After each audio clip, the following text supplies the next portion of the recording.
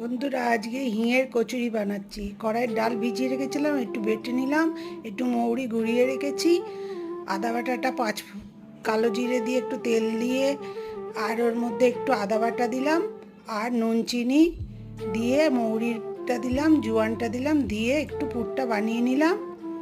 আটাটা আমি ময়দা একটু আটা দুরকম মিশিয়ে দিয়েছি, তার মধ্যে একটু নুন চিনি আর একটু খাবার সোডা দিয়েছি, দিয়ে অল্প তেল দিয়ে মেখে নিলাম। তারপরে একটু কচুরির তরকারি বানাচ্ছি। টমেটো, কড়াইশুঁটি আর আলু সেদ্ধ করে নিয়েছি, নিয়ে হলুদ দিলাম, লঙ্কা ফোড়ন দিয়েছি, আর একটু নামাবার সময় একটু ধনে পাতা আর ধনে জিরে লঙ্কা ভেজে একটু গুঁড়িয়ে দিয়ে দিয়েছি দানা দানা করে।